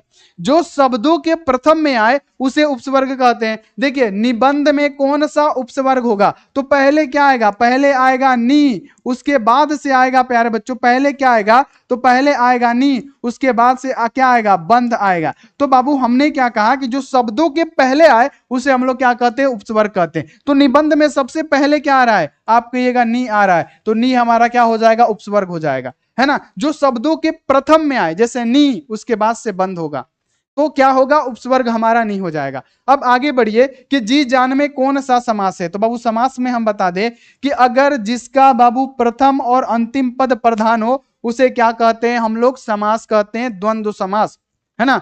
जैसे बाबू दिन रात हो गया, है ना, यहाँ पे दिन रात हो गया, क्या हो गया बाबू, दिन और रात, इसमें यहाँ पे ध्यान में रखना है ना। यहाँ पे आज कल हो गया, है ना, आज, और यहाँ पे क्या हो गया, कल हो गया। राजा और रंक हो गया, क्या हो गया, राजा और क्या हो गया, रंक हो गया। यानी जिसके बीच ये रहे लेकिन दोनों अलग अलग रहे तब, अगर दोनों अलग अलग रहेगा तब, ठीक है। यानी याद रखना है, जी जान में कौन सा समास होगा, तो जिसका प्रथम और अंतिम पद प्रधान होता है उसे कहते हैं द्वंद्व समास, है ना, उसे कहते हैं द्वंद्व समास। आगे बढ़िए कि परिणाम बोधक विशेषण कौन है। तो परिणाम बोधक विशेषण कौन सा है, तो बाबू परिणाम का कौन सा कर आ रहा है, लाल ये परिणाम है बाबू, 10 ये परिणाम है, ऐसा आदमी नहीं देखा ये परिणाम है। तो परिणाम कौन सा है, बहुत सा, ये क्या है, तो बाबू याद रखना है, परिमाण दर्शा रहा है। परिमाण बोधक कौन सा है, तो परिमाण थोड़ा सा, ज्यादा, तनिसुक, बहुत ज्यादा, है ना, तो ये क्या है, परिमाण है। अब बाबू क्वेश्चन जो मौखिक होने वाला था, अब क्वेश्चन के लिए रेडी रहिए। क्वेश्चन आपका है, क्वेश्चन आपका है कि शेखर एक जीवन किसका लिखा हुआ है, पढ़ाया गया है, गलती मत करिएगा। शेखर एक जीवन किसका लिखा है, ये एक बार आप लोग बता दीजिए। शेखर एक जीवन किसका लिखा हुआ है, एक बार। बाल कृष्ण भट्ट आ गया, चलिए जल्दी जल्दी, भगत सिंह आ गया, बाग पागल लड़का। चलिए किसका आया है, आर्यन जोशी, किसका आया हुआ है, आर्यन जोशी का आया हुआ है, आर्यन, आर्यन जोशी का आया हुआ है ना, आर्यन जोशी का आया हुआ है क्या, शेखर एक जीवन अज्ञेय जी का लिखा हुआ है। शेखर एक जीवन अज्ञेय जी का लिखा हुआ है, ये आप लोग क्लियर रखिएगा, बहुत अच्छा, वेरी गुड। शेखर एक जीवन अज्ञेय जी का लिखा हुआ है, बहुत अच्छा, वेरी गुड। आगे बढ़ जाइए, अगला कि सभा में कौन सा लिंग है। तो बाबू आप बताइए, क्या सभा स्त्रीलिंग होगा, पुल्लिंग होगा। तो कहीं भी सभा बुलाया जाता है, जैसे पंचायत सभा हो गया, तो सभा बुलाया जाता है, तो ऐसे बोला जाता है कि सभा बुलाई जाए, सभा बुलाई जाए, यानी इसमें स्त्रीलिंग का बोध होता है। तो सभा क्या होता है हमारा, स्त्रीलिंग होता है, और सभा बुलाई जाती है। आगे बढ़िए कि इनमें से प्रेम के पीर के कवि हैं। तो प्रेम के पीर के कवि किसे कहा जाता है? हमने आपको बताया कि प्रेम के पीर का कवि भी नाम है, आप कहिएगा मलिक मोहम्मद जैसी जी जो है प्रेम के पीर के कवि माने जाते हैं, प्रेम के पीर के कवि माने जाते हैं। मलिक मोहम्मद जैसी की भाषा क्या थी? अगर आपसे पूछेगा कि मलिक मोहम्मद जैसी की भाषा क्या थी, तो बाबू क्या थी? अवधी थी। क्या थी? अवधी भाषा थी। कौन थी? अवधी भाषा थी। ये भी आप लोग ध्यान में रखिएगा, है ना, ये सब आप लोग क्लियर रखिएगा। आगे बढ़िए कि जैसी की भाषा कौन सी है, तो हमने आपको क्या बताया? अवधी, अवधी। आगे बढ़िए कि भूषण की कविताओं में कौन सा रस पाया जाता है? तो बाबू जो भूषण है ना, भूषण की कविताओं में वीर रस पाया जाता है। भूषण की कविताओं में वीर रस पाया जाता है। ये ऋतिक काल के कवि माने जाते हैं, क्लियर रखिएगा। अगला, जयशंकर प्रसाद किस वाद से जुड़े हैं? तो जयशंकर प्रसाद किस वाद से? हमने आपको क्या कहा कि जो जयशंकर प्रसाद है वो छायावादी कवि है, और छायावाद हमारा राइट आंसर। आगे बढ़िए कि जूठन, है ना, जूठन शीर्षक आत्मकथा के लेखक कौन है? तो जूठन के लेखक हमने बताया था ओम प्रकाश वाल्मीकि, है ना। अगर आपसे पूछा जाएगा कि जूठन के लेखक कौन है, ओम प्रकाश वाल्मीकि जी हैं। आगे कि मलयज का मूल नाम बताइए, जल्दी जल्दी बताइए। तो मलयज का पूरा नाम क्या था? जो मलयज जी जो थे, जो छात्र जीवन में किससे ग्रसित थे? एक बार बताइए, मलयज छात्र जीवन में किससे ग्रसित थे? जल्दी जल्दी जल्दी जल्दी बता दीजिए। Very good. चलिए सर, मेरा भी नाम ले लीजिए, सुशील राज। सुशील राज धर्मवीर, बहुत बढ़िया। क्षय रोग होगा बाबू, क्षय रोग, क्षय रोग से ग्रसित है, क्षय रोग। क्षय रोग को ठीक कौन करता है? आप केमिस्ट्री में आइए। क्षय रोग को ठीक कौन करता है? स्ट्रेप्टोमाइसिन करता है, ठीक है। ये बच्चा बार बार बोल रहा है दीप ज्योति सर जी 53 का गलत ऐसी होगा। रे बाबू हम सुधार दिए हैं उसको, एगो मिस्टेक हो जाता है, बच्चा सब एकदम छुड़ी लेके एकदम रेतने के लिए रेडी रहेगा। एगो मिस्टेक कैसे हो गई इनका से?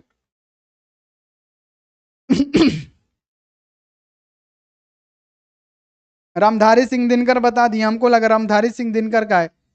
लिखा था क्या था? जब तो मार एकदम पूरा एकदम काट मास्टर के काट एकदम गलती कर ले भाई को, है ना। गजब। चलिए मलयज का मूल नाम बताइए। तो बाबू मलयज का मूल नाम क्या है? तो मलयज का मूल नाम है भरत जी श्रीवास्तव।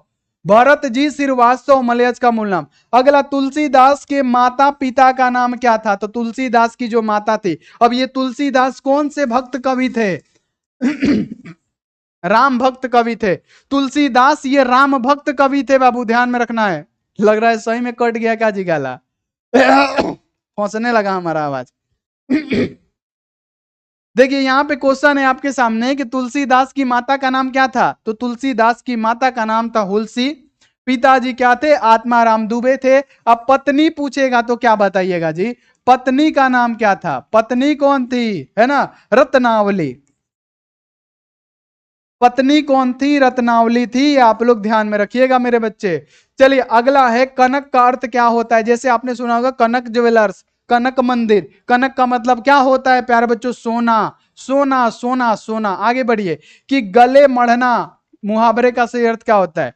गले मढ़ना मुहावरे का सही अर्थ क्या होता है? तो गले मढ़ना का मतलब क्या होता है प्यारे बच्चों? आरोप लगाना, झूठा आरोप लगाना, है ना। यानी जबरदस्ती किसी पे आरोप लगा दीजिए, गाला मढ़ दीजिए उसका, ठीक है। चलिए आगे बढ़िए कि तिल्लीन ततलीन का यहाँ पे संधि विच्छेद क्या होगा? तो बाबू यहाँ पे आधा लौ है तो क्या होगा? यहाँ पे ध्यान रखिएगा, यहाँ पे होगा तत्, और जोड़ यहाँ पे क्या हो जाएगा बाबू? लीन हो जाएगा। अब मिल के बनेगा क्या? तल्लीन, है ना। तो तत् जोड़ लीन बन के क्या मिलेगा? तल्लीन। तन, तन यहाँ पे मत मिलाइएगा, तन मत मिलाएगा, गलती हो जाएगा। चलिए आगे बढ़िए कि ग्राम का विशेषण क्या होगा? तो जैसे हमने भारत का बताया भारतीय, उसी प्रकार से ग्राम का हो जाएगा ग्रामीण। ये आप लोग ध्यान में रखिएगा। अगला, दूज का चांद होना। बाबू दूध का चांद, है ना, दूज का चांद, चाहे ईद का चांद, है ना। यानी दूज का चांद होना मुहावरे का सही अर्थ क्या होना? बाबू बहुत दिन पर दिखाई देना, बहुत दिन पर दिखाई देना, बहुत दिन पर दिखल बड़ा बाबू। जैसे बाबू आप लोगों ने देखा होगा कि आप पढ़ रहे हैं, ये अक्सर लड़कों के साथ होता है, ध्यान में रखिएगा कि अगर आप 12th में है ना, 12th में है, तो लड़का क्या करता है? कुछ दिनों तक पढ़ाई करते रहता। अभी तो मान ले लड़का का समझ लीजिए शादी ब्याह का उम्र कम से कम 28-30 अगर हो गया है अभी तो, है ना। तो कुछ दिन बाद अगर साथ में पढ़ रहा है, लड़का लड़की सब एक ही बैच में पढ़ रहे हैं, तो कुछ साल बाद देखेगा क्या कि लड़की का शादी हो गया है ना। बहुत दिन बाद जब देखेगा तो समझेगा लड़की का शादी भी हो गया है, लड़की का बालक भी है, और लड़की का जो बालक है वो आपको मामा मामा कह के चिल्ला रहा है ना। यानी देखने का मतलब क्या, दूज का चांद होना, यानी किसी भी चीज को बहुत दिनों पे जो दिखाई देता है हमको, तो वो क्या कहलाता है, दूज का चांद कहलाता है। ठीक है, आगे बढ़िए कि पानी का पर्यायवाची यानी दूसरा नाम, इसका मतलब कोई दूसरा नाम, तो दूसरा नाम क्या होगा, तो पानी का दूसरा नाम क्या होता है, तालाब होता है जी ना, तालाब नहीं होता है, सर होता है नहीं होता है, नदी होता है ना, नीर होता है। पानी का दूसरा नाम क्या होता है, नीर, है ना, नीर। चलिए आगे बढ़िए कि कड़बक में कौन सी बात पाई जाती है। तो कड़बक को किसने लिखा, मलिक मोहम्मद जैसी ने लिखा, और मलिक मोहम्मद जैसी को क्या कहा जाता है, प्रेम का पीर का कवि। यानी जो कड़बक है ना, इसमें प्रेम की महिमा को दिखलाया गया है ना, क्या दिखलाया गया है, प्रेम की महिमा को दिखलाया गया है। और ये आप लोग ध्यान में रखना है, जो लही अंबही डा बना हो लही तो लही सुगंध बसाई न सोई। जब तक आंब में मंजरी नहीं पड़ती तब तक उसका क्या होता है, सुगंध नहीं आता है ना। है ना। चलिए आगे बढ़िए कि चंद्रधर शर्मा गुलेरी की लिखी कहानी कौन सी नहीं है ना। अब अगर आपसे क्वेश्चन पूछेगा कि चंद्रधर शर्मा गुलेरी की कहानी कौन सी नहीं है, तो बाबू ये पंडित चंद्रधर शर्मा गुलेरी ने 3 कहानियां लिखी। कौन कौन से, उसने कहा था बुद्धू का कांटा और सुखमय जीवन, है ना। लेकिन ये जो तिरिच है ना, तिरिच को किसने लिखा, आप कहिएगा गुरुदेव उदय प्रकाश जी, है ना, उदय प्रकाश जी, उदय प्रकाश जी ने लिखा है, ये आपको ध्यान में रखना। अब एक मौखिक हम करेंगे, है ना, अब एक मौखिक करेंगे, आचार और विडंबना प्रहसन, है ना। आचार और विडंबना प्रहसन है, क्या है, प्रहसन, किसने लिखा, आचार और विडंबना प्रहसन किसने लिखा, एक बार बताइए, आचार और विडंबना प्रहसन किसने लिखा, आचार और विडंबना प्रहसन किसने लिखा था। चलिए, आचार और विडंबना प्रहसन किसने लिखा था, चलिए किसका आ गया, ओहिर बरांड राहुल राव, जियो अहिरान जी, बहुत बढ़िया।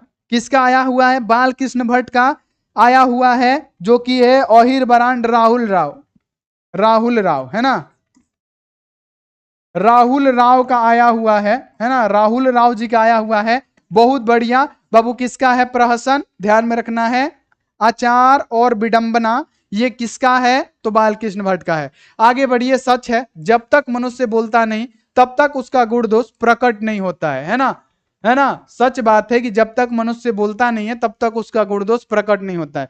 जैसे प्यारे बच्चों, किसी किसी से आप बात करिएगा, उसकी बातें इतनी अच्छी लगेगी, इतना मीठा लगेगा, इतना मीठा लगेगा कि उसकी बातें आपको समझ में भी आएंगी, है ना, उसकी बातें आपको समझ में भी आएंगी, है ना, उससे बात करके आपको अच्छा भी लगेगा, है ना। और कोई कोई ऐसा होता है जिसकी बातें सुन के इतनी दुख लगेंगी, इतना कड़वा बोलता है, इतना तुरहा की तरह बोलता है, इतना खराब बोलता है कि उसकी बातें समझ में नहीं आती और बहुत दिल पे चोट लगता है। यानी बात करने से ही पता चल जाता है कि ये जो सामने वाला है ना, ये किस प्रकार का व्यक्ति है। यानी याद रखना है, सच है जब तक मनुष्य बोलता नहीं तब तक उसके गुण दोष प्रकट नहीं होते। किसने कहा था बाबू, बालकृष्ण भट्ट ने कहा था, है ना। किसने लिखा है, बाबू बालकृष्ण भट्ट ने लिखा है, और बाबू बेन जॉनसन का ये मत था। ठीक है, अगला कि नामवर सिंह के गुरु को कौन थे, तो नामवर सिंह जिन्होंने क्या लिखा, बाबू ध्यान रखना है, प्रगीत और समाज, है ना, इतिहास और आलोचना, है ना, इस प्रकार की जितनी भी सारी कहानियां इन्होंने लिखा।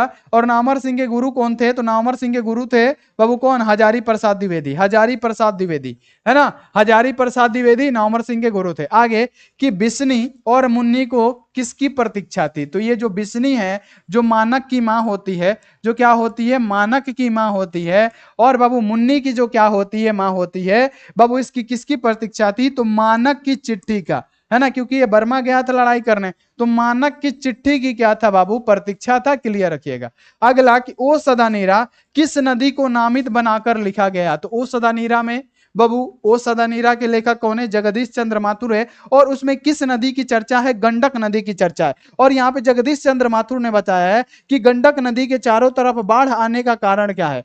गंडक नदी के चारों तरफ बाढ़ आने का कारण यह है कि गंडक नदी के चारों ओर क्या हुआ था, बहुत भारी जंगल हुआ करता था, बहुत सारा जंगल हुआ करता था, लेकिन मनुष्य अपने स्वार्थ के लिए क्या करता गया, उस जंगल को, पेड़ को क्या करते गया, काटते गया, काटते गया तो क्या हो गया, उसका तल नीचे बैठते गया और उस बाढ़ का प्रकोप अब आज के लोग क्या करते हैं, झेलते हैं। यानी कहने का मतलब क्या हुआ, ओ सदा नीरा में किसको नामित बना के लिखा गया, गंडक नदी को। अगला अगला क्वेश्चन है कि ओ सदानीरा के लेखक कौन है, तो हमने बताया था ना आपको कि जगदीश चंद्र माथुर जी है ओ सदानीरा के लेखक। अब है नामवर सिंह परगीत और समाज के लेखक, है ना। मोहन राकेश क्या है, सिपाही की मां के लेखक। रामधारी सिंह दिनकर क्या है बाबू, तो यहाँ पे अर्धनारीश्वर, उर्वशी, संस्कृति के 4 अध्याय, ये सब कृतियां किनकी है, रामधारी सिंह दिनकर की। निम्नलिखित में से कौन उसने कहा था कहानी में का नायक है, नायक का मतलब क्या, हीरो। कौन नायक है, वजीरा सिंह तो पलटन का विदूषक था। बोधा सिंह क्या था बाबू, यहाँ पे सूबेदार हजारा सिंह का पुत्र था, है ना। हजारा सिंह क्या था, तो बाबू सूबेदारनी का पति था, है ना, याद रखना है। और जो हीरो था बाबू कौन था, लहना सिंह हीरो थे, है ना, लहना सिंह हीरो थे, ये आपको ध्यान में रखना है। आगे बढ़िए कि चित्ररेखा किस कवि की रचना है, तो चित्ररेखा की बात करें तो मलिक मोहम्मद जैसी का चित्ररेखा रचना है। तो मलिक मोहम्मद जैसी कहां है, मलिक मोहम्मद जैसी जी का रचना है चित्ररेखा, तो ये आप लोग याद रखिएगा। अगला क्वेश्चन कि आपको क्या चाहिए, कैसा वाक्य है, क्या ये आज्ञावाचक है, क्या ये इच्छावाचक है, क्या ये विविधवाचक है, तो आपको क्या क्या चाहिए, या अगर ये लग गया तो क्या हो गया, प्रश्नवाचक हो गया ना, क्या क्यों कैसे लग गया तो प्रश्नवाचक। आगे बढ़िए, किनका लेखन विकसित या विकासशील दुनिया तथा अविकसित अफ्रीका के बीच की दूरी को दिखलाता है। किसका लेखन विकसित या विकासशील दुनिया तथा अविकसित अफ्रीका के बीच की दूरी को दिखलाता है, तो बाबू एगो है हेनरी लोपेज, है ना, हेनरी लोपेज का। तो यहां पे क्या होगा, हेनरी लोपेज हमारा क्या होगा, राइट आंसर। रस्सी का टुकड़ा किसका लिखा हुआ है, गाय डी मोपासा का रस्सी का टुकड़ा लिखा हुआ है ना। आगे बढ़िए कि हिंदी साहित्य का सूर्य किसे कहा जाता है, इंपोर्टेंट क्वेश्चन है कि हिंदी साहित्य का सूर्य किसे कहा जाता है, बताइए। हेलो सर जी, मेरा जवाब दीजिए। इंग्लिश मीडियम में साइंस नहीं पढ़ाते हैं सर। बाबू देखिए, जब हम पढ़ाते हैं ना तो स्लाइड में दोनों लिखा रहता है, हिंदी इंग्लिश दोनों लिखा रहता है, हम उसको एक्सप्लेन करते हैं, बाकी आप खुद से समझ सकते हैं, ठीक है। ऑब्जेक्टिव पढ़ाते दोनों स्लाइड में रहता है, आप आइए हमसे समझिए, आंसर समझिए, आप पढ़ सकते हैं, ठीक है। अब देखिए, हिंदी साहित्य का सूर्य किसे कहा जाता है बाबू, ध्यान रखना है, सूरदास को, है ना। सूरदास को हिंदी साहित्य का सूर्य कहा जाता है, तुलसीदास को नहीं कहा जाता है। आगे बढ़िए कि संध्या का विलोम क्या हो गया, तो संध्या का मतलब जो शाम हो रहा है तब, और उसका उल्टा, तो बाबू क्या, जब सुबह प्रातः हो रहा है तब, तो संध्या का उल्टा क्या हो गया, प्रातः हो गया, है ना, प्रातः, है ना। आयुष्मान शब्द का बाबू याद रखना है कि पर्यायवाची होगा, तो आयुष्मान का क्या होगा, लंबी उम्र वाला। जैसे अभी आपका बन रहा होगा आयुष्मान कार्ड, आयुष्मान कार्ड में क्या होता है कि आप सालाना 4 लाख या 3 लाख तक क्या कर सकते हैं, फ्री में इलाज करा सकते हैं सरकारी हॉस्पिटल में। आयुष्मान, आयुष्मान का मतलब क्या, लंबी उम्र हो आपकी, आयुष्मान भव, लंबी उम्र हो आपकी। यानी कहने का मतलब इसका पर्यायवाची दूसरा क्या होगा, तो लंबी उम्र से पुत्र का कौन सा रास्ता, मतलब रिश्ता, शिष्य का कौन सा रिश्ता, यहाँ पे धनवान का कौन सा रिश्ता, कोई रिश्ता है बाबू। लेकिन चिरंजीवी का भी मतलब वही होता है, चिरंजीवी मतलब लंबी उम्र वाला, यानी सी ऑप्शन क्या हो गया, पर्यायवाची हो गया। आगे बढ़िए कि मैं असहाय विवश बैठी ही रही, उठ गया छैला मेरा, यह पंक्ति किस शीर्षक कविता का है, मैं असहाय विवश बैठी ही रही, मैं असहाय विवश बैठी ही रही, उठ गया छैना मेरा, है ना, मतलब छोना मेरा, उठ गया छोना मेरा, यह जो पंक्ति है बाबू ध्यान में रखना है, पुत्र वियोग का है। और इसमें सुभद्रा कुमारी चौहान बाबू अपने पुत्र को बचाने के लिए क्या क्या नहीं करती है, खुद ना सो के उसको गोद में सिलाती है, जाके किस किस भगवान से मांगती है, फिर भी क्या होता है, उनको नहीं मिलता, उनका पुत्र का असमय निधन हो जाता है। आगे बढ़ जाइए, अगला अगला क्वेश्चन एक मौखिक हम करते हैं, और मौखिक का आंसर आप लोग दीजिएगा। क्या आप सभी रेडी हैं, पूरा लिख के आंसर लेकिन देना है, पूरा लिख के आंसर देना है, पूरा लिख के आंसर देना है, रेडी रहिए। अपने अपना जो फोन है उसको हाथ में लेके रखिए, और आंसर आप दीजिए कि जयप्रकाश नारायण का मृत्यु कब हुआ था, पूरा लिख के देना है कि इतना और इतना में, पूरा लिख के देना है। जयप्रकाश नारायण की मृत्यु की बात किया जा रहा है कि मृत्यु कब हुआ था,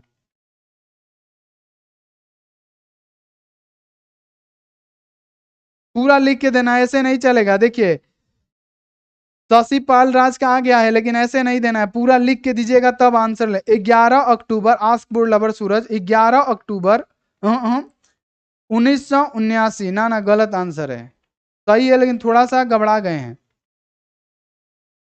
अभी तक किसी का नहीं आया जी। आस्क बोर्ड का सूरज 11 नहीं होगा, वहां पे कुछ और होगा, ठीक से देखिए। चलिए किसका आ गया, दिव्या भारती का सबसे पहले आया है, दिव्या, दिव्या जी बहुत बढ़िया, दिव्या, दिव्या भारती का सबसे पहले आया हुआ है। और दिव्या भारती ने क्या कहा है, 8 अक्टूबर 1979 को हुआ था, 8 अक्टूबर, है ना, 8 अक्टूबर 1979 को हुआ था। ये बहुत अच्छा मौखिक क्वेश्चन था और आपने बाजी मार लिया, बहुत बढ़िया। अब सही आंसर आता, सूरज का आ रहा था लेकिन 11 अक्टूबर आ रहा था, तो सूरज आप थोड़ा सा के लिए मिस कर गए, है ना। पूजा कलुआ डॉन बहुत बढ़िया, बिहारी बहुत बढ़िया, रोजीदा खातून बहुत बढ़िया, रोजीदा बाबू, पीयूष कुमार सिंह बहुत बढ़िया बाबू, वेरी गुड। हम लोग को सैयारा मूवी देखने की जरूरत नहीं है क्योंकि रुलाने के लिए सिलेबस ही काफी है, बिहारी है इसके। सैयारा वायरस आप लोग छोड़ दीजिए देखना, है ना। चलिए क्लियर हो गया। अब एक और क्वेश्चन मौखिक हम आपसे पूछते हैं, राइट आंसर दीजिएगा, है ना। एक और क्वेश्चन करते हैं, आप लोग राइट आंसर दीजिएगा, है ना। अज्ञेय जी का निवास स्थान कहाँ था, ये क्वेश्चन आ गया। अज्ञेय जी का निवास स्थान कहाँ था, निवास स्थान, जन्म स्थान नहीं बाबू, निवास स्थान जी। अज्ञेय जी का निवास स्थान कहाँ था, जल्दी जल्दी बता दीजिए। सिमरिया बेगूसराय, इलाहाबाद उत्तर प्रदेश, आरोही कुमारी, बाबू देख लीजिए गलत आंसर है।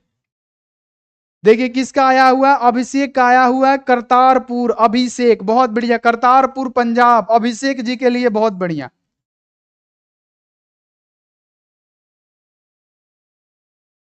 अभिषेक कुमार के लिए बाबू एक बार ताली, क्योंकि उन्होंने बताया है निवास स्थान करतारपुर पंजाब, बहुत बढ़िया। अभिषेक जी के लिए बहुत अच्छा, वेल डन बाबू, इन्होंने बताया करतारपुर पंजाब, जबकि जो जन्म हुआ था कुशीनगर में उत्तर प्रदेश में, लेकिन निवास स्थान पूछा जा रहा है बाबू, तो यहां पे आप क्या कहिएगा कि जो निवास था हमारा बाबू कहां था, आप लोग क्या कहिएगा, करतारपुर पंजाब में था, ठीक है, जबकि जन्म कुशीनगर उत्तर प्रदेश में हुआ था, ठीक है। अब यहां पे देखिए एक और क्वेश्चन, एक और क्वेश्चन यहां पे जवाब दीजिए कि शेखर एक जीवन किसका लिखा हुआ है, एक बार बताइए, शेखर एक जीवन किसका लिखा हुआ है, जल्दी जल्दी राइट आंसर बताइए। महफूज आलम जी का आ गया, शेखर एक जीवन, शेखर एक जीवन, नामर सिंह गलत आंसर हो गया बाबू। चलिए फटाफट से, अज्ञेय जी का चरणजीत चाहेता, चरणजीत, है ना बाबू, किसका आया हुआ है, चरणजीत बबुआ का, है ना, चरणजीत चहेता, है ना, चरणजीत चहेता, है ना, चरणजीत चहेता का आया हुआ है, वेल डन चरणजीत। बात पता है, ये जो चरणजीत चहेता है ना, इस बच्चे का नंबर शायद 436 नंबर कि 440 नंबर ये मैट्रिक में लेके आया हुआ है, ये बच्चा 440 नंबर, चरणजीत चहेता। जब ये बच्चा कोचिंग करता था तो कोचिंग में सर लोग, उन लोग को पता चला कि ये आस्क क्लास से, है ना, क्लास करता है, तो वो लोग इसका मजाक उड़ाने लगे इस बच्चे का, और इस बच्चे को बोलने लगे कि इसको क्या आएगा, कुछ नहीं आएगा, है ना, ये ऑनलाइन पढ़ता है। मेन मकसद हुआ कि वो लोग बोलने लगे ये ऑनलाइन पढ़ता है, ऑनलाइन में क्या करेगा ये, और यही बच्चा क्या किया कि पूरे कोचिंग में टॉप करके लगभग 430 नंबर ला दिया। अब बताइए, तो ये सीखना चाहिए आप लोग को, आप लोग भी मेहनत करिए इसी प्रकार से, है ना। यस सर, बहुत बढ़िया। बहुत सारे ऐसे बच्चे जो है ना इसमें 450 वाले हैं मैट्रिक में, ठीक है। चले प्रिंस जादव, आस्क बोर्ड का स्टूडेंट, बाबू आपका नाम ले लिए। शेखर एक जीवन किसका है, अज्ञेय जी का है। अब बाबू यहाँ पे एक क्वेश्चन है कि शेखर एक जीवन का प्रथम भाग सन कितना में लॉन्च किया गया, है ना, कब भाग जारी हुआ, शेखर एक जीवन का प्रथम भाग कब जारी हुआ। चलिए वाह, किसका आ गया जी, श्वेता आस्क बोर्ड का, 441 नंबर है श्वेता का, वाह श्वेता वेरी गुड, गजब श्वेता वेरी गुड। चलिए बहुत बढ़िया, 1941, बहुत बढ़िया, श्वेता का ही राइट आंसर आया है जी।